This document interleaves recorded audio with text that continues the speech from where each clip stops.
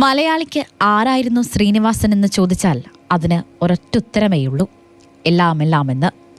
ജീവിതത്തിന് നേർക്ക് പിടിച്ച കണ്ണാടി എന്നോണം ഓരോ വരികളിലും ശ്രീനിവാസൻ കുറിച്ചത് സാധാരണക്കാരായ മലയാളിയെ തന്നെയായിരുന്നു.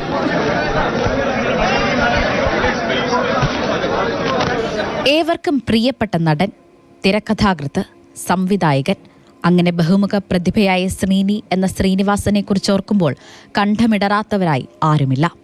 രാഷ്ട്രീയ സാംസ്കാരിക രംഗത്തെയടക്കം നിരവധി പേരാണ് അദ്ദേഹവുമായുള്ള ഓർമ്മകൾ പങ്കുവച്ചത്. കർഷകനായുള്ള ശ്രീനിവാസനെ കുറിച്ച് കാർഷിക വകുപ്പ് മന്ത്രി പറയുന്നത് ഇങ്ങനെ: കൃഷിക്ക് വേണ്ടി ചെടിയിലേക്ക് ഇറങ്ങാം, മറ്റു ചെടിയിലേക്ക് ഇറങ്ങാൻ എനിക്ക് ബുദ്ധിമുട്ടാണ് എന്ന് എത്ര ഒരു ആ പ്രയോഗം ഒന്ന് ആലോചിച്ചുണ്ട്. രാഷ്ട്രീയത്തെക്കുറിച്ച് ഇങ്ങനെയൊക്കെ പറയാൻ കഴിയുന്ന കൊടുന്നണെങ്കിൽ പറഞ്ഞാൽ ആ മറുപടി പറയുക, എന്നിട്ട് അത് പറഞ്ഞു കഴിഞ്ഞിട്ട് ഒരു പ്രത്യേകമായൊരു ചിരിക്കുക. അതൊക്കെ അദ്ദേഹത്തിന്റെ ഒരു സവിശേഷതയാണ്. ശ്രീനിവാസൻ എന്ന നിർമ്മാതാവിനെ കുറിച്ച് നടനും MLA-യുമായ മുകേഷും ഓർമ്മകൾ പങ്കുവച്ചു. 43 കൊല്ലത്തിന് മുമ്പ് ഞാൻ അദ്ദേഹത്തെ ആദ്യം കാണുന്നത് ഓടക്കമാവ് ആളറിയാമെന്ന് പറയുന്ന സിനിമയിൽ. ലവ് അറ്റ് ഫസ്റ്റ് സൈറ്റ് എന്നൊക്കെ പറയുന്നത് പോലെ friendship at first sight, first തന്നെ കൈകൊടുക്കുന്ന ആ ബന്ധം.